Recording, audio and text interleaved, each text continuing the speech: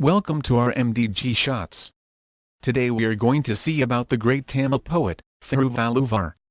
Thiruvalluvar, commonly known as Valluvar, was a celebrated Tamil poet and philosopher. He is best known as the author of Thirukural, a collection of couplets on ethics, political and economical matters, and love.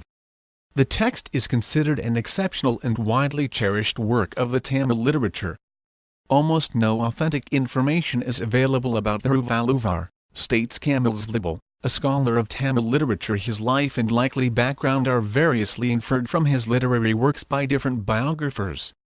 There are unauthentic hagiographic and legendary accounts of Thiruvalluvar life, and all major Indian religions, as well as Christian missionaries of the 19th century, have tried to claim him as secretly inspired crypto or originally belonging to their tradition.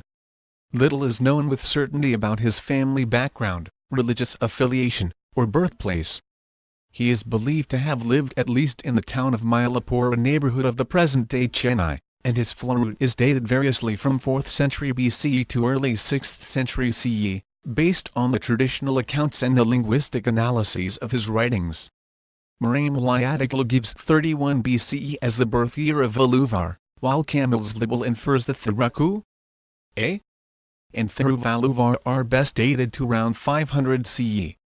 Valluvar has influenced a wide range of scholars down the ages since his time across the ethical, social, political, economical, religious, philosophical, and spiritual spheres. He has long been venerated as a great sage, and his literary works a classic of Tamil culture. Now we see about his life. There is negligible authentic information available about Thiruvalluvar's life. In fact, neither his actual name nor the original title of his work can be determined with certainty. Thirukural itself does not name its author. Monsieur Ariel, a French translator of his work in the 19th century, famously said it is the book without a name by an author without a name. The name Thiruvalluvar lit. Saint Valluvar was first mentioned in the later text Thiruvalluvar. The speculations about Thiruvalluvar's life are largely inferred from his work Thiruku and other Tamil literature that quote him. According to Zlibal, Thiruvalluvar was probably a learned Jain with eclectic leanings and intimate acquaintance with the early works of Tamil classical period and some knowledge of the Sanskrit legal and didactic texts. Let's we see about traditional biographies. The Shaivite Hindu text Thiruvalluvar contains the earliest known textual reference to the legend of Thiruvalluvar, but it remains undated. This text attracted attention in the colonial era, because an early 19th century commentary referred to him as Valluvar, whose text presented the esoteric wisdom of the Vedas to the world. The original text relates the Kural in the context of Sanskrit literature. The commentary includes the gloss that Valluvar was born in a low caste, but the original text does not. According to Stuart Blackburn, this comment appears to be extra-textual and possibly based on the oral tradition. No other pre-colonial textual sources have been found to support any legends about the life of Thiruvalluvar. Starting around early 19th century, numerous legends on Thiruvalluvar in Indian languages and English were published. Various claims have been made regarding Valluvar's family background and occupation in the colonial era literature, all inferred from selective sections of his text or hagiographies published since the colonial era started in Tamil Nadu. One traditional version claims that he was a pariah weaver. Another theory is that he must have been from the agricultural caste of the Lalars because he extols agriculture in his work. Another states he was an outcast, born to a pariah woman and Brahmin father. Murughava Iyengar speculated that Valluvar in his name is a variation of Vallabha, the designation of a royal officer. Vayapuri Pillai derived his name from Valluvan, a pariah caste of royal drummers, and theorized that he was the chief of the proclaiming boys analogous to a trumpet major of an army. Thiruvalluvar was likely married to a woman named Vasuki and lived in Mylapore. According to traditional accounts, Valluvar died on the day of Anusham in the Tamil month of Vaikasi. The poem Kapillar Agaval, purportedly written by Kapillar, describes its author as a brother of Valluvar.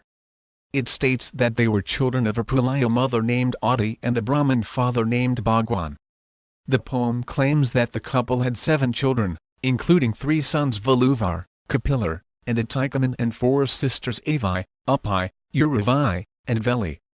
However, this legendary account is spurious. Camels libel dates capillary equivalent to 15th century CE, based on its language.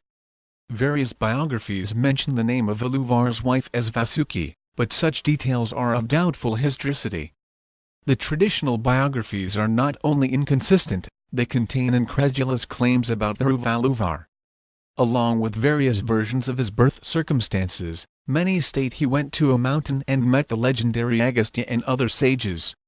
During his return journey, he sits under a tree whose shadow sits still over Thiruvalluvar and does not move the entire day. He kills a demon, performs miracles such as causing floods and making them retreat. He touches a grounded ship which miraculously then floats and sails off. His bride Vasuki cooks sand which comes out as boiled rice, and many more. Scholars consider these and all associated aspects of these hagiographic stories to be fiction and ahistorical, a feature common to international and Indian folklore. The alleged low birth, high birth and being a pariah in the traditional accounts are also doubtful. By 1904, Purnalingam Pillai, an ardent Dravidianist, had analyzed and called these traditional accounts and stories as myths. Pillai's analysis and arguments are robust. According to Blackburn, these fictional accounts of Thiruvalluvar's life have become popular because aspects of the traditional accounts were selectively accepted by missionaries such as George Pope and other European writers, were widely published and then became a required reading about Tamil history. Well, thank you for watching.